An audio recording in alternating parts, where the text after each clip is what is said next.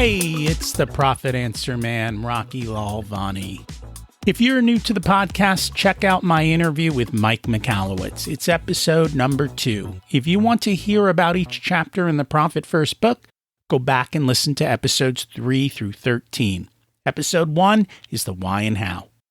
On the Profit Answer Man, we learn money mastery without all the complicated accounting mumbo-jumbo using a simple system.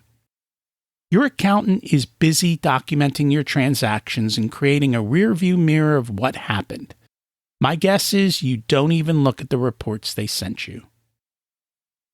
If you're like most business owners, you struggle with this, and it's not your fault. We aren't taught money in school, and accountants aren't taught how to be profitable. The Profit First system created by Mike Michalowicz works, and he certified me to help you implement the system in your business. Remember, the new equation is sales minus profit equals expenses. Let's face it, without cash flow, you can't pay your employees, buy needed materials, or pay your mortgage and support your family. I help you to do that and more, so you can focus on the parts of the business you love and receive the rewards for your labor and investment into your business. The stronger you are as a business owner, the more jobs you create, the better we are as a country. Small business owners are the backbone of America, and for that, you deserve to be well rewarded. Just remember, more revenue does not equal more profit. That's why we focus on the bottom line. Do you know your money story? That's our topic for today. How our childhood stories around money cause adult problems with money. Bob's a CPA, and he still struggled with money because of what his mom told him. It's an interesting story. He's also a comedian, so this is going to be a lighthearted chat today around money mindsets. While building his accounting practice, Bob Wheeler simultaneously pursued his love of satire and ventured into the realm of stand-up comedy. Blending his wittiness with 25 years of helping clients, Bob's approach to money integrates warmth and humor. He shares his budgeting directives with a liberal dose of inspiration and motivation to anyone with monetary concerns. In addition to his CPA practice, Bob is also the CFO for the world-famous comedy club store in West Hollywood in La Jolla, California. Let's meet Bob and learn some wisdom. Welcome to the Profit Answer Man, Bob Wheeler. It's great to have you join us today. Thanks, Rocky. It's great to be here. Can you share a little bit about who you are and what you do? Absolutely. So I am a CPA. I have my own accounting practice. I brought on a partner a couple of years ago. We have about 1,000 clients, work with entrepreneurs, a lot of them in the creative industries. And I'm also the CFO of the world famous comedy store. I've been with the comedy store over 25 years. I got that job because I was doing stand-up comedy. And Mitzi gave me a call and said, you got to come help the store. And so that's what happened there. And now I also teach workshops or lead workshops around money and emotions. I wrote a book called The Money Nerve, and I have a podcast called Money You Should Ask. And my whole purpose feels like it's about having conversations about financial literacy to help remove the stigma of shame around prior financial decision-making and letting people know that they're not alone in their financial isolation, because we all think we're the only one going through these crazy times. And that's true. So, there's two things that I usually don't think that go together, and that's comedy and CPAs. That's well, Bob Newhart. He's my hero. Bob Newhart was a CPA. Was he? He was. He actually, his stand-up in the beginning, he would read from the California Sales Tax Code. Okay. Because I guess I remember him on the TV show. I thought he was a psychiatrist on the TV show. He played one on TV. But okay. He actually was a CPA. So there's two of you. There's two of us. Well, we'll have fun today, and we'll have some laughs around money, which most people tend to cry with money. They do. Now, you're an accountant and a CPA, and yet you struggled with money yourself. What was that all about?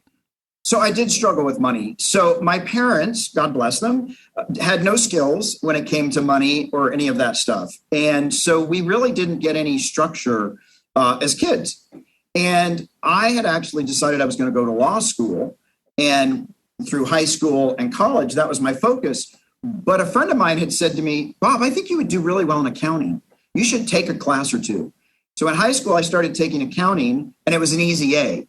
So I thought, well, this is a great way to help boost my grade point average. It wasn't that I was, oh my God, accounting is so riveting. There's nothing more fun. I just said, I just need this to help me get my A's. And basically, when I got through college, I met a bunch of lawyers, didn't like them. And I thought, well, I've got all this accounting. I could sit for my CPA exam. Let's do that. But even in that, I still didn't have my own personal skill set around money. And even though I learned how to tell everybody else what to do, I wasn't following my own advice.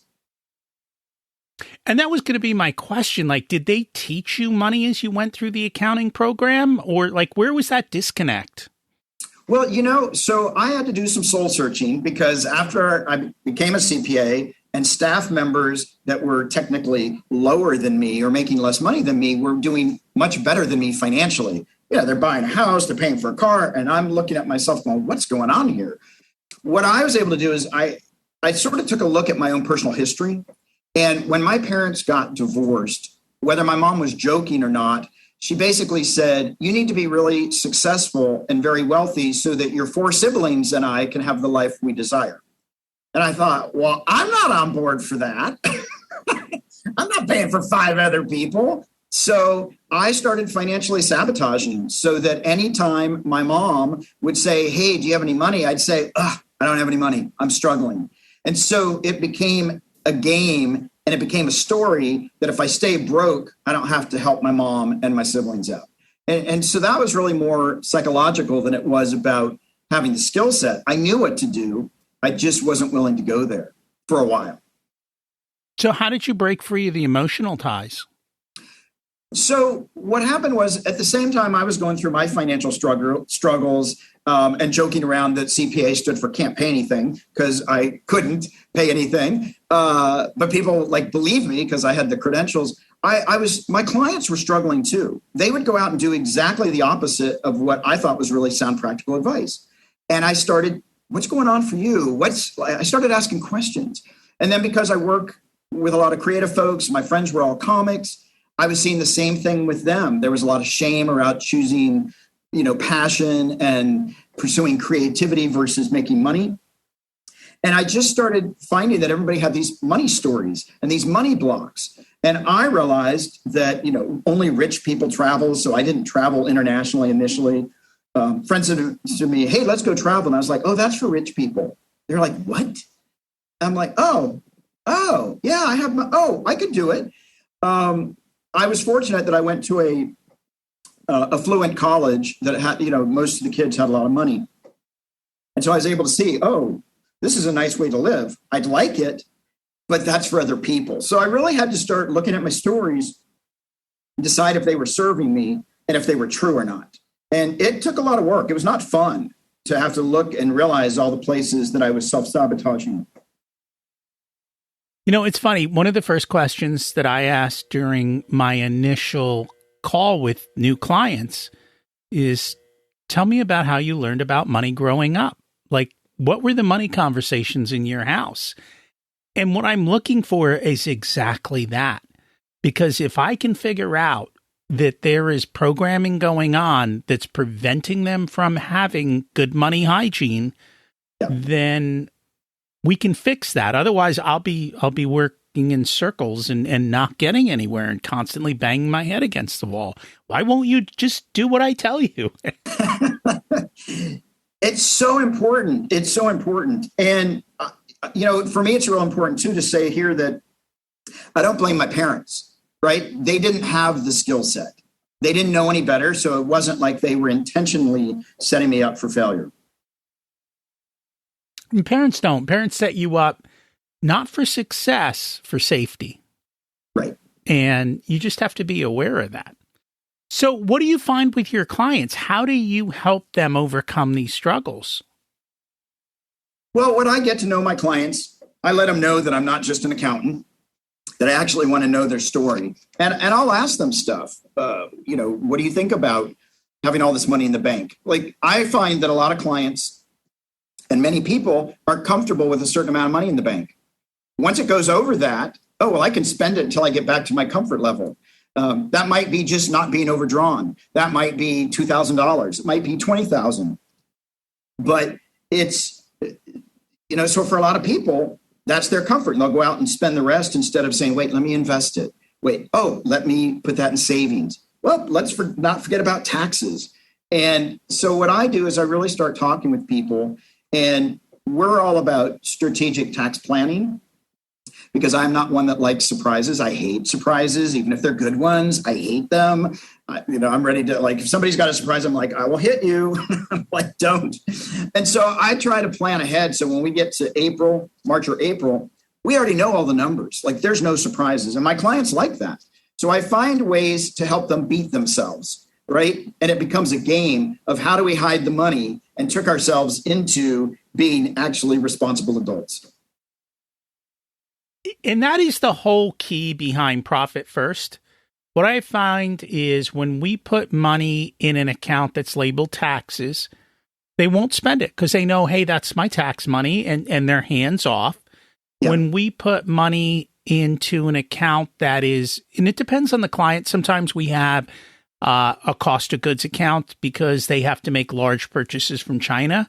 Sometimes they have a heavy marketing budget. So we have a marketing account where money gets earmarked for marketing. And they realize, okay, that's my marketing money. I'm going to spend it on marketing, and they do it freely. And they also realize when I don't have marketing money, something went wrong. I need to think about, why don't I have any more money for marketing?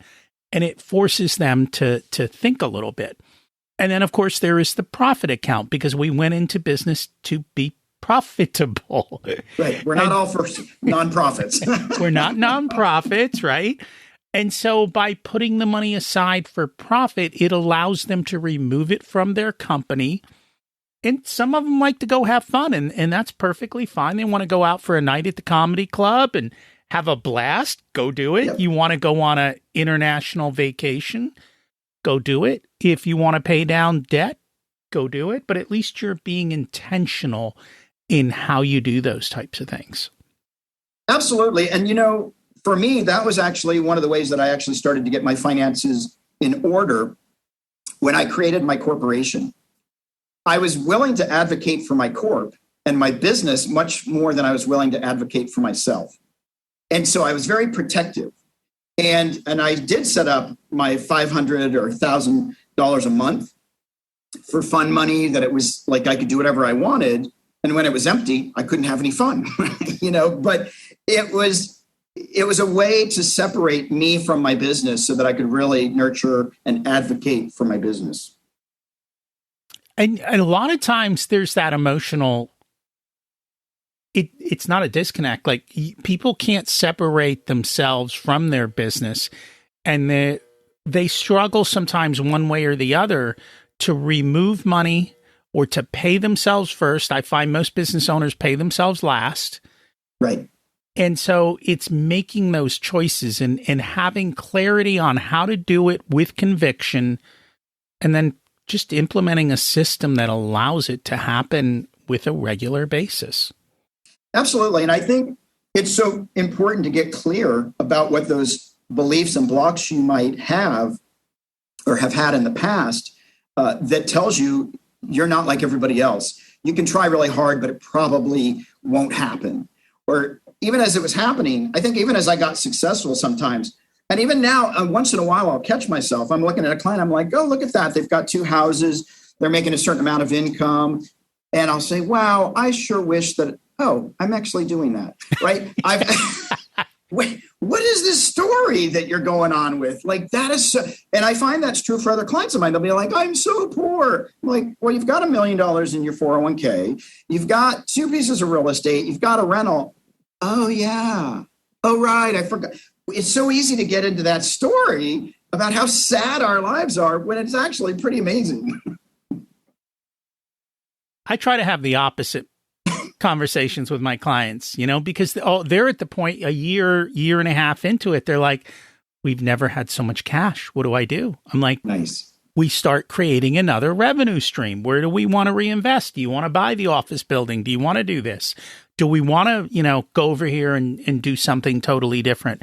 Let's start making better choices and let's start building multiple streams of income, because this entrepreneurship ride is a roller coaster. And right now we're on the good side of it. There's going to be a bad side. Let's prepare for that because it's not easy.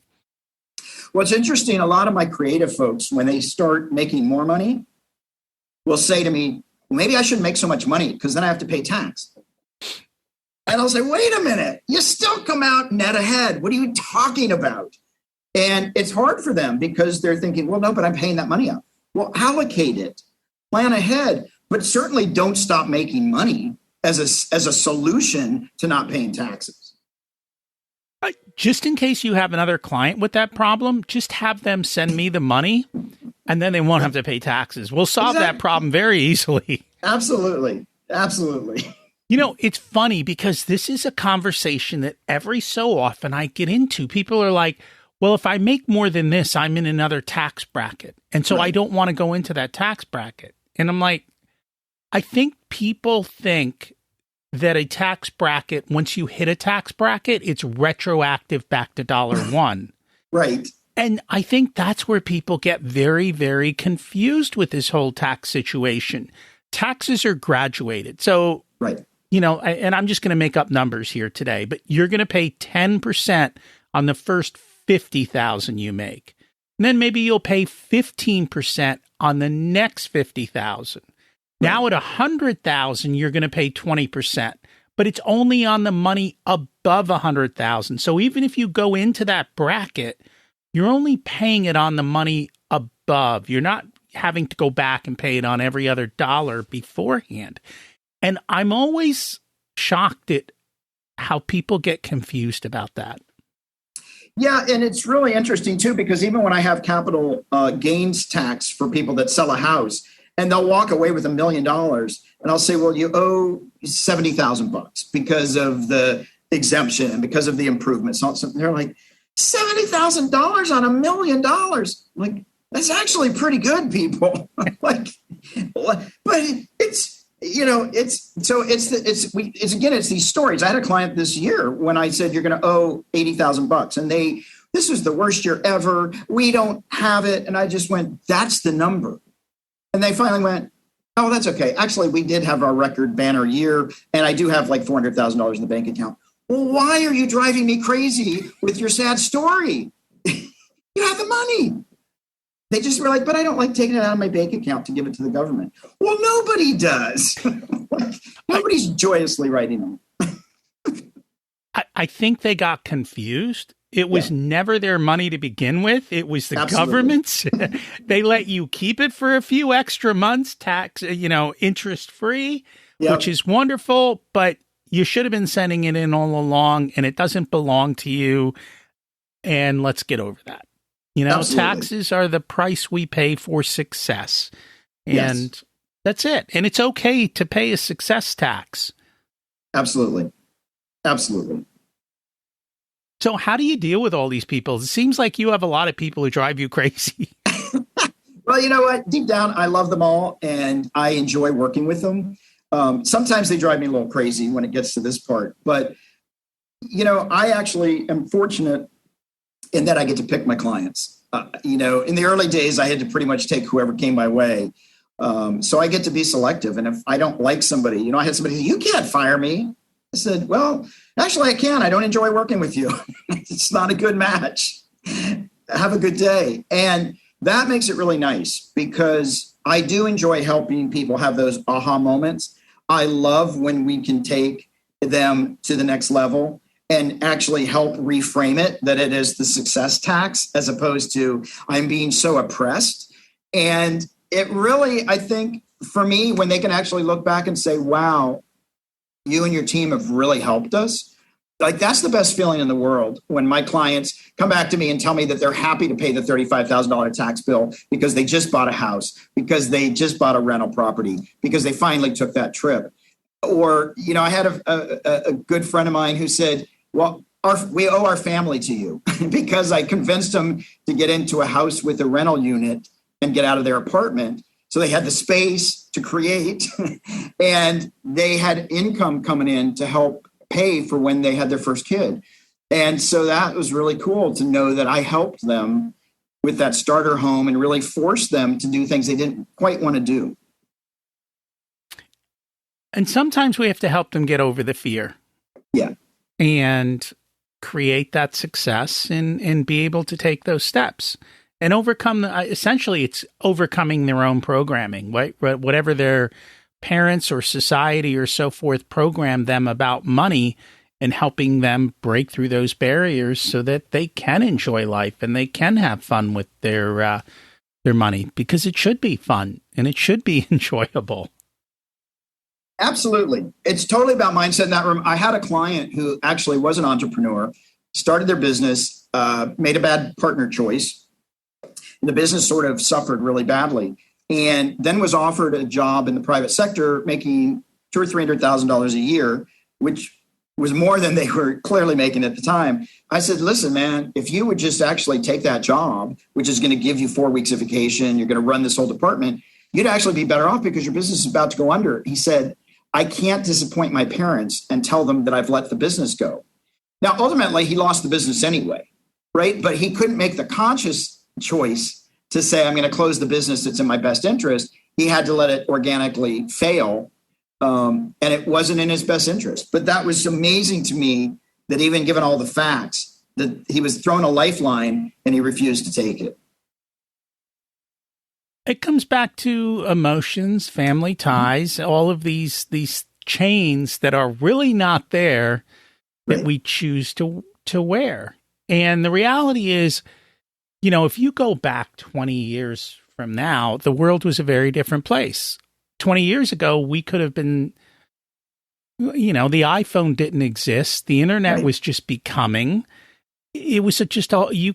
If your business hasn't pivoted and kept up, then they come and they go, unfortunately. And most businesses don't make it 10 years, which is also an unfortunate statistic. And there's a whole bunch of reasons for it.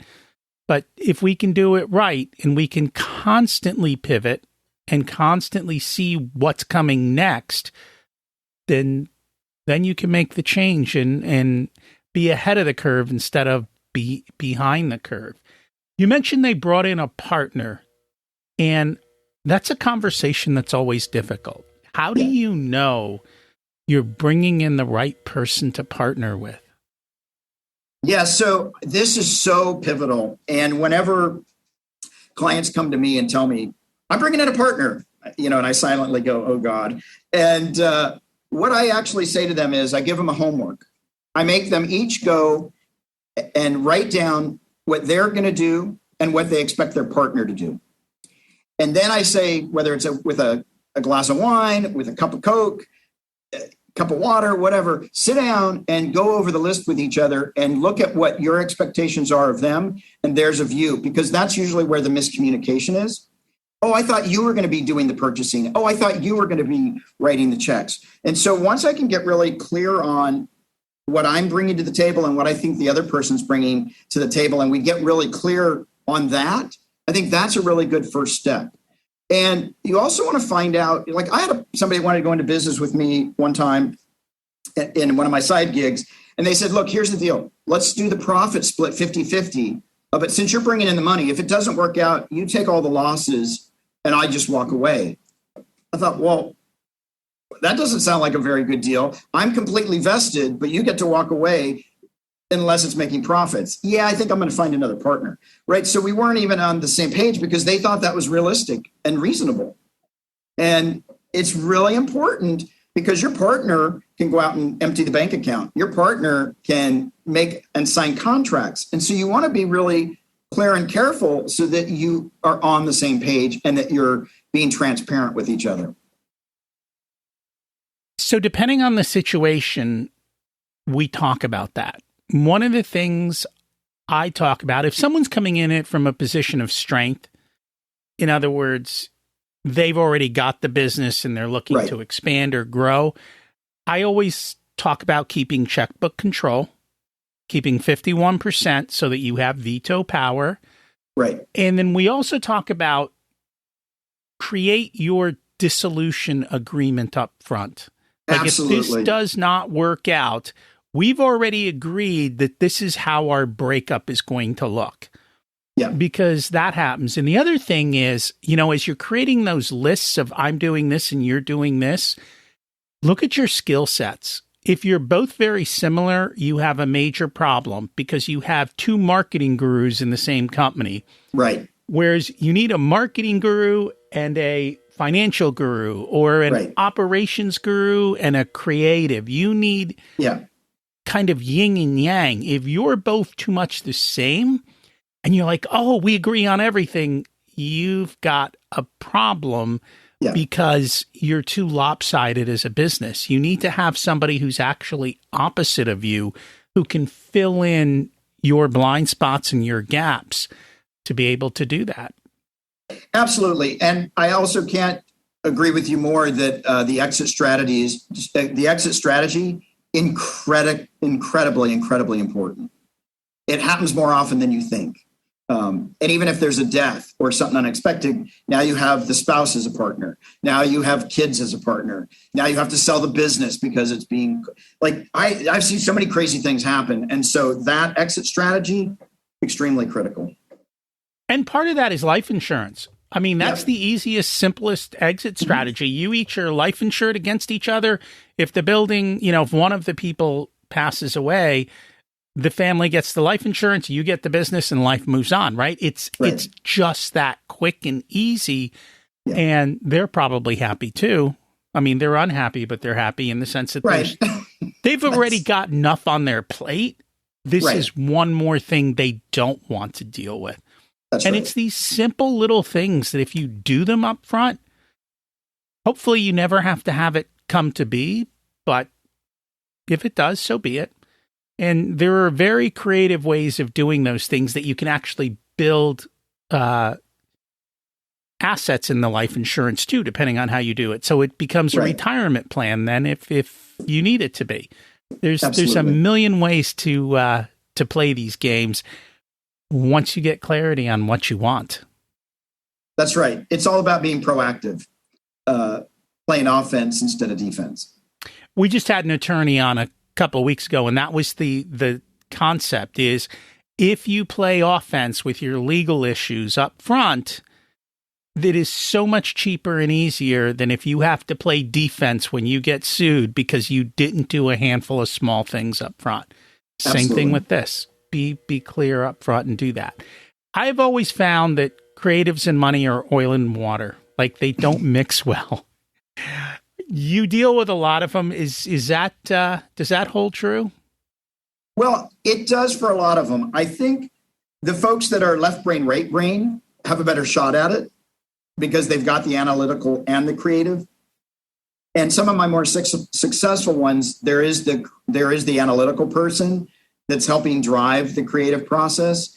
The ones that are just, I'm an artist, they do tend to struggle unless they've really hit rock bottom and had to learn from the ground up again. A lot of creative folks that I have either feel guilty or there's there's other people that probably deserve it better than me. I just got lucky. I'm not that talented, right? And so there's a little bit of self-sabotage or a little bit of feeling that they're less than. And so we do have to fight against that. But my clients will tell me, you have 20 minutes before I completely doze off.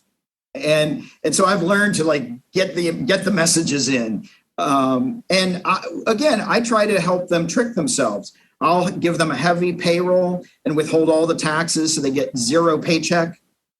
And if it's an S Corp or an LLC, and we'll take draws. And I'll do things so that they're focused over here and I'm paying their taxes over here. So when we get to the end of the year, they're like, oh my goodness, it's all taken care of. Because I know left to their own devices, they are not going to take care of things. And so you always need somebody who will fill in the gaps. It comes back to the partnership. You don't have to have a partnership where someone has ownership. You can have partnerships with people who keep you in line and make sure that the areas that you are going to ignore are not actually being ignored because you've put somebody in that seat to make sure it happens. And that financial seat is one of the most important ones. If it's not taken care of, then you have a problem, along with the sales seat. If you're not the salesperson, you better find somebody who can go out and close business for you, because someone's got to bring in the revenue. Absolutely. You know, I have I had a company, and I have a jar of salt to remind me of this company where they were engineers. And so they were so focused on procedure and exclusivity with UPS and this amazing accounting system. And I kept saying, go out and get the sales, right? Because we can always clean up the accounting later. And it turns out they spent $2 million.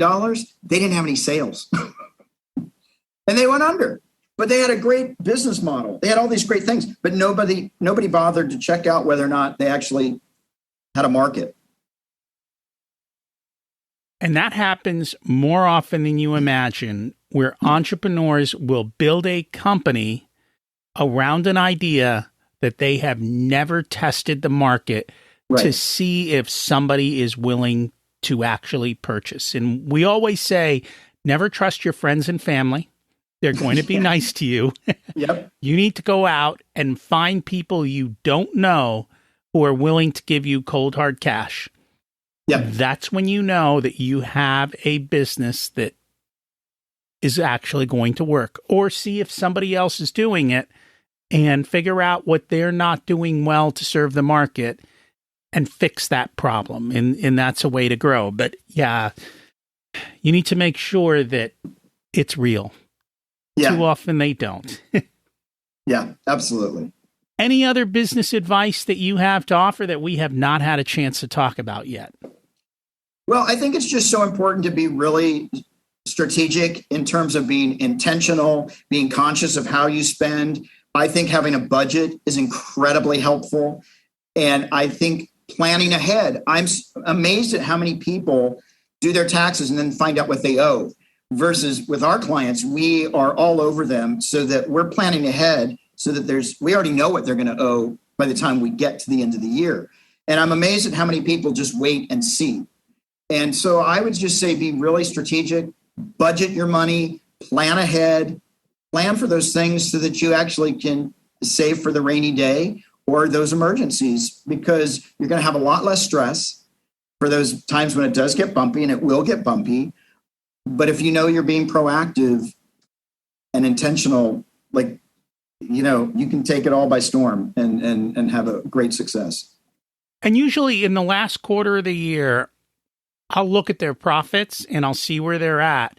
And if I see that they are going to be very profitable, or, if it's had a dramatic change from the last year, I'm like, have you talked to your accountant yet? Have you talked to your accountant? And sometimes they'll be like, yeah, they said we're okay. I'm like, what did you tell them? Did you actually have a conversation and tell them your sales doubled this year and you're much more profitable? Because if you didn't say those words, they're probably too busy to actually make sure that things are well. And taxes should not be a surprise. You should be able to be right in on the money and be prepared. It's not to say that you're going to pay up front. You can figure out in December that come April, you're going to owe some money. You can pay it in April, but know in December what's going to happen in April. Absolutely. Absolutely. If people would like to learn more about you, find your company, what is the best way for them to do that? Best way to find me is themoneynerve.com. That's nerve, not nerd. I'm a nerd. The Money Nerve, that's got my CPA firm. That's got my book. It's got my podcast. We've got free resources, and it's got my contact information. So reach out. And I will put that in the show link. Thank you so much for joining us today. Thanks so much. It's been a pleasure. If you don't know what your tax bill is going to be, now is the time to pick up the phone and call your accountant so you can plan. You may be able to make some last-minute tax moves that can save you on taxes by moving money to retirement accounts. This way you keep the money and get the tax break. We don't like to have taxes drive our spending, but we can make wise moves based on sensible tax planning. Is your money story holding you back? It's time to examine that and make the changes you may need to make. We talk a lot about this subject on my other podcast, Richer Soul. As a matter of fact, it's the first question we like to ask every guest to learn about their money story. Check it out. Remember, you don't need more resources, you need to be more resourceful. We focus on the bottom line.